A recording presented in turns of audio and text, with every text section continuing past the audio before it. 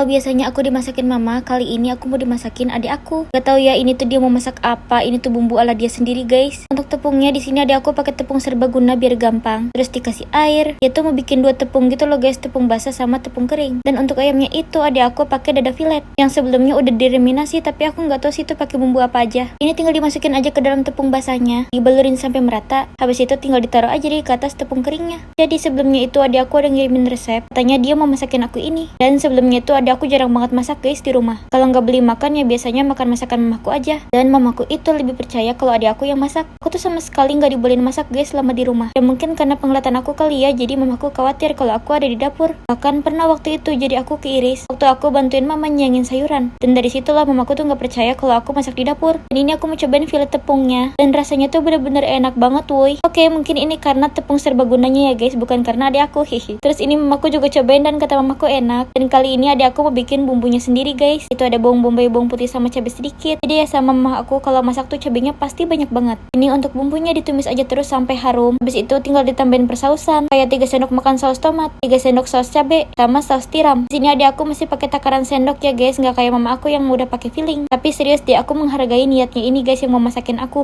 Di sini aku rada khawatir juga sih pas adik aku bikin bumbunya ini. Soalnya waktu itu adik aku tuh pernah buat sarden tapi jadinya gosong guys. Nggak tahu tuh gimana ceritanya sarden jadi gosong. Dan untuk seasoning bubuknya di situ adik aku ada pakai garam, bumbu penyedap sama lada. Dan yaudah deh guys, tinggal dimasak-masak terus sampai matang. Ini tinggal dikasih sedikit air sama tepung maizena sih, tapi nggak sempet ke video. Dan yaudah deh guys, jadi kayak gitu doang sih. Sebenarnya untuk sausnya ini enak, tapi lebih dominan ke asemnya sih guys, karena aku tuh kurang begitu suka asam. Tapi serius ini tuh benar-benar enak banget guys. Dan guys tolong bantu follow akun adik aku ya guys, biar dia lebih semangat lagi buat kontennya. Dia tuh pengen banget loh guys jadi beauty influencer, tapi anaknya itu masih suka malu-malu ada di depan kamera. Dan finally akhirnya ini masakan adik aku udah jadi guys. Serius deh, ini adik aku bikin dari abis maghrib, jadinya itu sampai jam 8 malam woi, 2 jam. Oke segitu aja guys, bye bye.